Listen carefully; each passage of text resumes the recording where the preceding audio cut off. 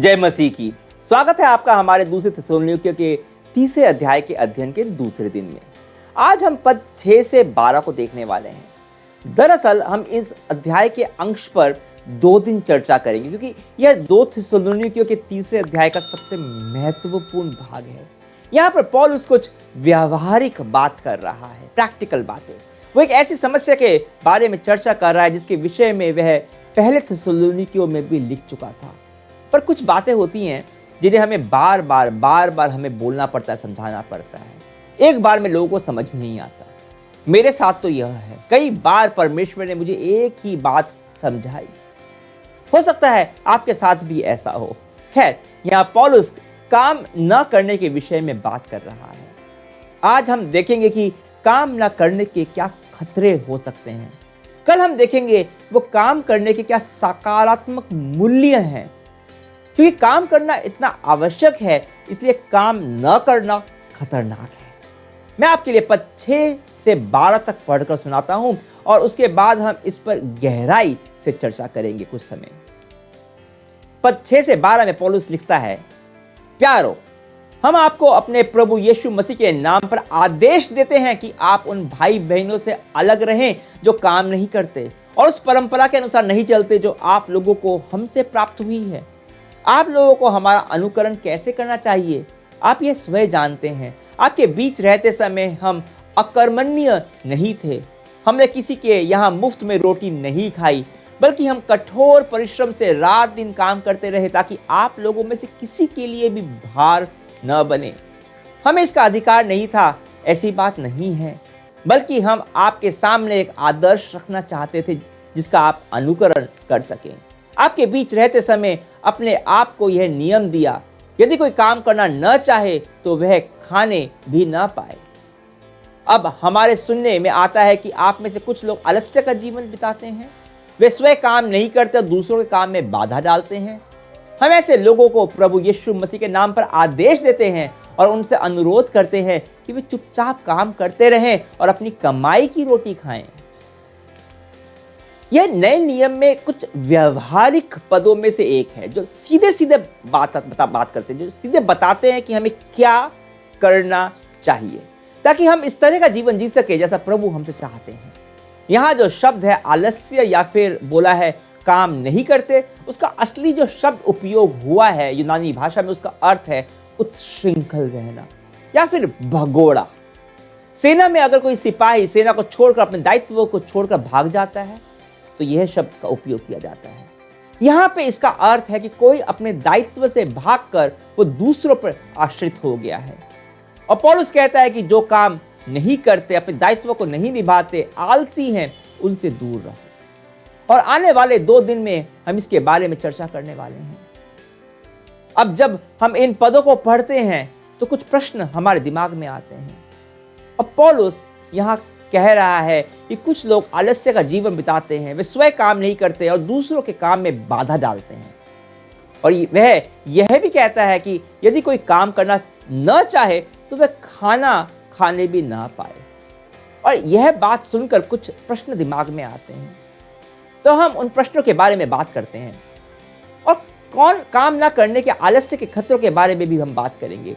तो इन पदों में दिखाई पड़ता है हमें। सबसे पहले कुछ लोग यह पूछेंगे कि क्या है यह उन लोगों के बारे में भी है जो किसी कारण से काम कर पाने में असमर्थ हैं, जो अपनी रोटी को नहीं कमा सकते किसी वजह से। ऐसा नहीं है। काम करने में असमर्थ होना और काम करना न चाहना, इन दोनों में बहुत बड़ा अंतर है। यहां लिखा यदि कोई काम करना न चाहे, यह नहीं लिखा काम न कर सके। काम करना न चाहने का अर्थ है कि अगर काम करने का मौका भी मिल रहा है तभी भी आप काम न करें। और कुछ यह पूछेंगे कि मेरे पास काम तो है पर मैं उतनी लगन और परिश्रम से काम नहीं करता जितना कि मुझे करना चाहिए। क्या यह पद मेरे लिए है? तो नहीं। परिश्रम से और लगन से काम करना आवश्यक है, बाइबल इसके बारे में स्पष्ट है। पर यह पद उसके बारे में नहीं है।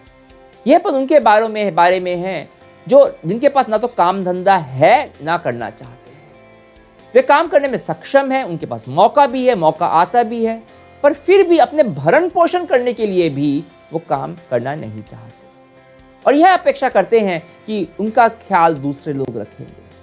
ऐसे लोगों के लिए पौलुस कहता है कि अगर कोई काम करना न चाहे तो वह खाना भी खाना ना पाए।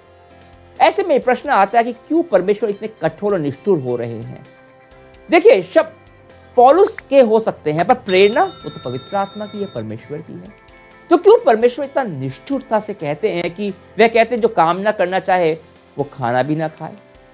क्योंकि यह कठोर नहीं है, निष्ठुर नहीं है, यह प्रेम है। क्योंकि काम ना करना, आलस्य के जीवन को चुनने के कई खतरे हैं। दरअसल 3 खतरे जो हमें इन पदों में ही समझ में आते हैं। पहला खतरा है कि अगर आप काम में व्यस्त नहीं हो तो आप किसी और चीज में व्यस्त हो। अगर आप सही काम नहीं कर रहे हो तो अवश्य आप कुछ ना कुछ गलत कर रहे हैं। पद 11 में पौलुस कहता है वे स्वयं काम नहीं करते, दूसरों के काम में बाधा डालते हैं। वो अपना काम धंधा ना कर दूसरों के काम में टांग अड़ाते हैं। पौलुस के द्वारा पवित्र आत्मा इतने तीव्र शब्दों का उपयोग इसलिए नहीं कर रहा कि वे लोग काम न करने के कारण भूखों मर जाएं। वह ये नहीं चाहता, वह चेतावनी दे रहा है। वह चाहता है कि ये लोग काम करना शुरू करें, क्योंकि जो लोग काम नहीं करते वे दूसरों के कामों में टांग अड़ाते हैं, बाधा बनते हैं, ऐसी बातों में अपनी नाक घुसाते हैं जिससे उनका कोई भी सरोकार नहीं है। दूसरों की निंदा करना, व्यर्थ में गपशप करना, परेशानियां पैदा करना। तो पौलुस कहता है कि काम करो जिसलिए आपके समय का सही उपयोग हो। आप ऐसा करो जिसका कोई मूल्य हो, मूल्यवान काम करो। फर्क नहीं पड़ता कि पैसा कमा रहे हो कि नहीं कमा रहे हो, आपका काम मूल्य हो, एक सही काम हो। क्योंकि काम ना करना इतना खतरनाक है, क्योंकि जब आप नहीं करते तो विभिन्न प्रकार के प्रलोभनों में आप फंस सकते हो। बहुत आसान है, कहते हैं ना, खाली मन शैतान का घर होता है। दूसरा खतरा यह है कि इस पहले खतरे के साथ ही है, और वह यह है कि जब कोई काम करके अपनी आजीविका नहीं चलाता तो वह कलीसिया की मंडली का गलत फायदा उठाने लगता है। यह सच है कि बाइबल हमें सिखाती है कि हमें एक दूसरे का ख्याल रखना चाहिए। जिनके पास नहीं है उनके साथ अपनी आशीषों को बांटना चाहिए, जो जरूरतमंद है उनको देना चाहिए। हम देखते हैं पौलुस को धन इकट्ठा करते हुए उन लोगों के लिए दूसरी कलीसिया में जो जरूरतमंद थे। पहली शताब्दी में बहुत सारी जरूरतें थी, पर वो एक बहुत ही उदार कलीसिया थी। उन दिनों अकाल, भूखमरी और साथ में सताव बहुत अधिक था, और ऐसे में कलीसिया की उदारता एक दूसरे के लिए देखते बनती थी। परंतु कुछ लोग ऐसे भी थे, जो आज भी हैं, जो उस उदारता का गलत फायदा उठाने की कोशिश कर रहे थे।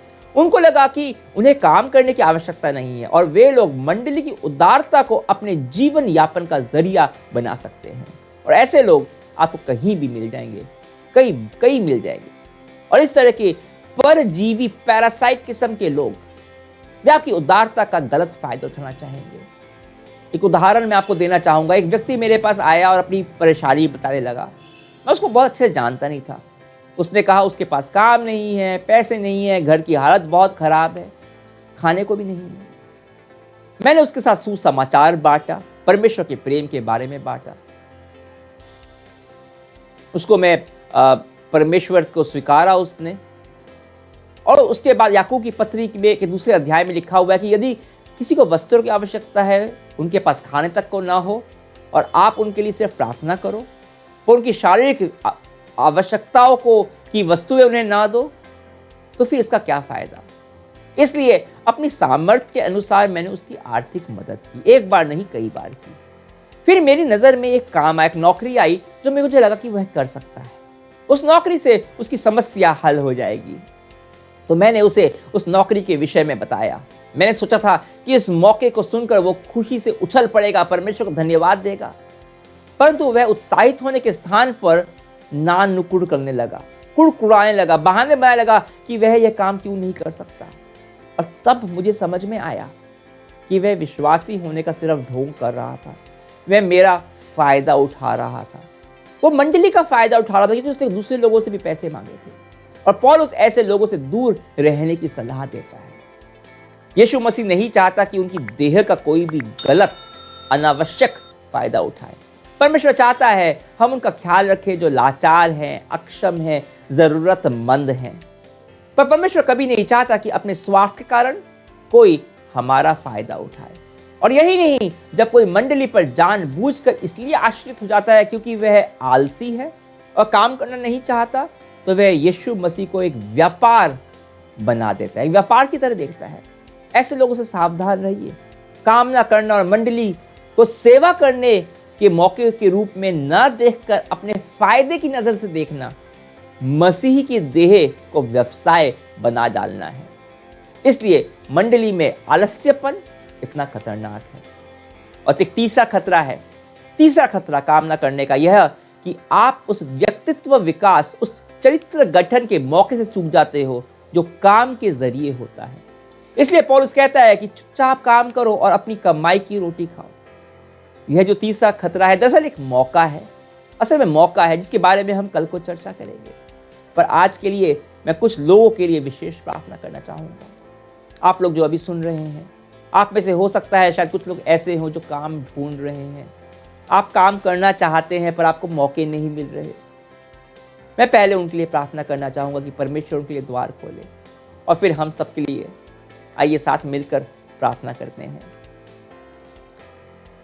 प्रभु, सबसे पहले मैं उन लोगों को तेरे अनुग्रह के सिंहासन के सामने लेकर आता हूं।